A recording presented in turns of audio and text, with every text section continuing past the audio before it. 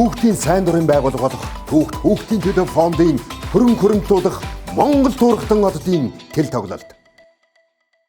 За та бүхэндээ энэ өдрийн мэндийг хүргье. Бүхний хүүхдийн төлөө ураатаагаар хүүхд багчуудын төлөөх их бүтээн байгуулалтыг ичимтэй өрнүүлж ард түмний сэтгэл зүрхэнд хоногшиж түүхэнд бичигдсэн хүүхдийн төлөө фондыг хагас зууны дараа дахин сэргээн байгуулж байна.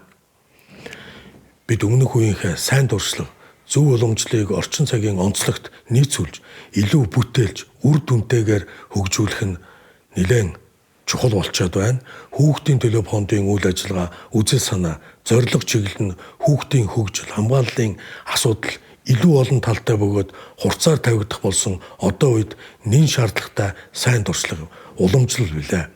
Хүүхэд бол үндэсний баяр баясгалан, гэрэл гэгээ амьдралын утга учир юм аа. Хүүхэд бол бидний ирээдүй, хөгжлийн бүхээг үеийн үед үргэлжлүүлэх алтан хэлхээсэ.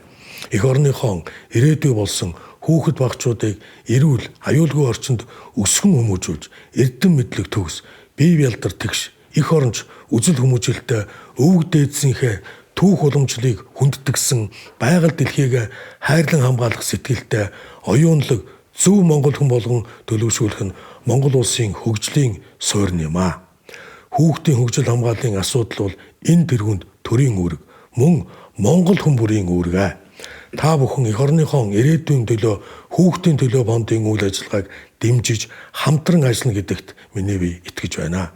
Мөнх тэнгэрийн хүчин дор Монголын өрс улам олон болж жаргал цэнгэлээр дүүрэн эрдэм мэдлэгээр ариун өсөж торних болтугай. Монголын хүүхдийн ирээдүйд хөрөнгө оруулах хүүхдийн төлөө фонд.